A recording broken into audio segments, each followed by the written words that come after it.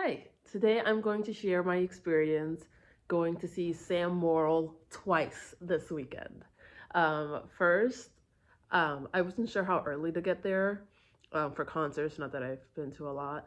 Doors open like an hour before showtime, so that's when I got there. And there was like a place to check in, like to get your little ticket, like what you get if you're like um submitting into a raffle where they break half and they keep the other half. But anyways, I got preferred seating because I wanted to be close to the stage, and that's annoying.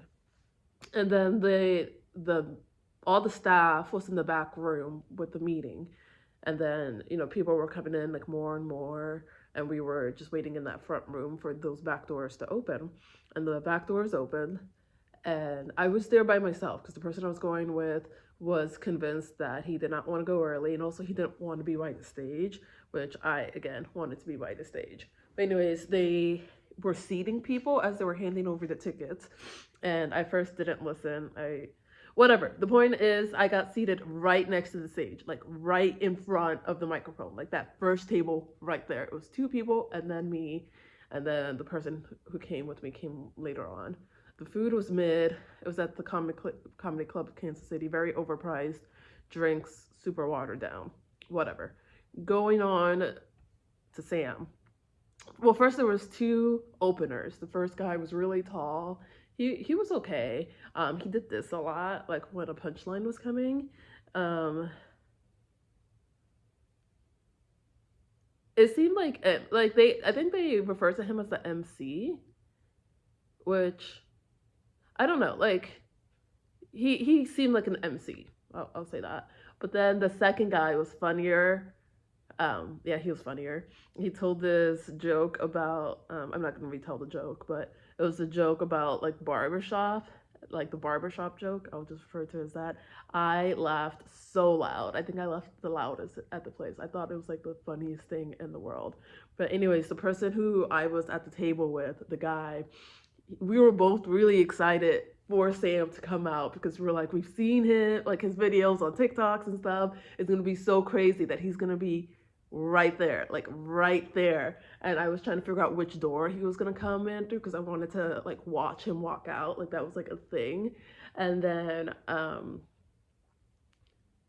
I mean, they were very confident which door he was coming from because they were like, well, the other door leads to the bathroom. So I'm pretty sure he's not going to come from that door. And I was like, you never know. Maybe he's hiding out in the bathroom. Like maybe he wants to make this like grand entrance or something, like just hiding in a stall, just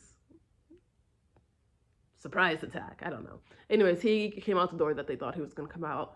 And I was just like, oh my God, his eyes sparkle more than I thought they would. Like just the whole entire time that he's on stage. Like it's like he has like this consistent smile through his eyes.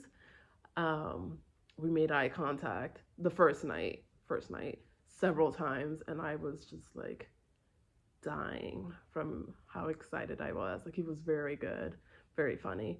There was a table off to the left side of the stage. I was like at the very front, but stage right, I guess. Um, and I could tell, like, okay, like he's known for his crowd work and they want to be targeted because this girl, whenever he would tell a joke, she would just be like, so true, so true. And, well, one of the first comedians asked, oh, the very first comedians asked about couples, and he called on them and they were together for close to a year or whatever. Anyways, I don't remember how he came about, but Sam asked them about their relationship, and then they shared through this awkward interaction. It was two girls and a guy. The couple were like, they've been dating, they work at Target, they hook up in the back, and then like Sam was like responding, making jokes to this. But like, I don't know, it was just getting cringy. And the guy was like, oh, and that's my lesbian sister. And then she's sharing that she just got divorced, she moved back from New York.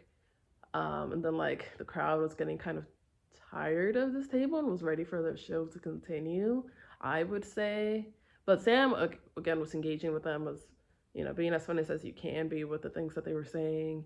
And then he was like, no, like let's give them some more time. I'll add some more jokes at the end. And I was just like, oh my God. And then, oh, at one point she was like, oh, do you really think I'm lesbian? And he was like, yeah, like why? I don't know. It was just weird. Um, and then she was like, oh, one more thing. Like, when I left New York, guess what the last thing I ate was when I left New York? And then she was talking about how she bought this giant pie, like a regular sized pie, and had this giant slice. And you would think like it was gonna lead to a story or something, and it didn't. And then people were just like, oh wow, like just done. But anyways, he continued with the show, and it was very good. Second time, so that was Thursday night, and then the second show I saw was Saturday. He had added a 4 p.m. show, and I was just like, why not see it again? Like without the heckling table. Well, they weren't heckling. That's not fair. Not without. So watch it again without the overly involved table. Oh, I forgot. The first night, another table started chiming in, like this older Asian woman. She looked Asian to me, like Filipino. Not that it matters. But she was like, do Richard Pryor. And he was like, you want me to do Richard Pryor's material? And she's like, yeah. He was like, are you a fan of Richard Pryor? And she said, no. No. Which was weird. It was kind of funny, but it was just weird. And then they're just having like this awkward, like small talk conversation. Then he made a comment about like, let me just quickly set myself on fire to get out of this conversation or something. And then he just moved on with the show. Yeah, and the show was good. It made the vibe weird a little bit, I would say. I thought those two interactions, but the show was still really good. And then the second time I saw them, again, the first show I saw was his very first show in Kansas City. And he only had one show that night. The second show was after he had 2 Friday shows, but it was the first one for Saturday, and it was the last minute added show. That show was very funny. Well, it was funny. Thursday night was better. The Saturday show that I saw, I noticed all of the comedians, their pace was faster. Like they were getting to the punchline faster. The first 2 people, I think their material was basically the same. Maybe some of the jokes were like they told it a little bit differently, but essentially it was the same. Sam, he switched out jokes. So there were a couple jokes that I have noticed from like seeing his material online that he said the first night he didn't tell them. I would say if I had to guess, I would say it was like 80% the same and like 20% different.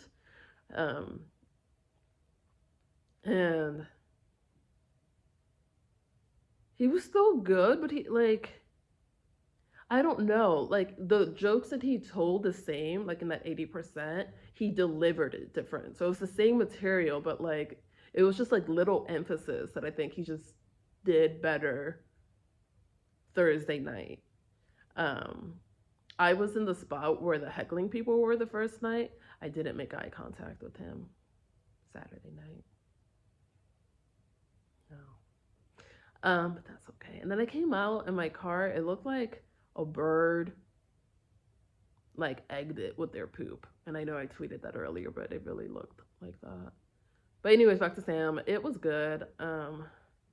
His outfit was better Thursday night too. He had like a flannel with regular pants and like these like pumped up kicks.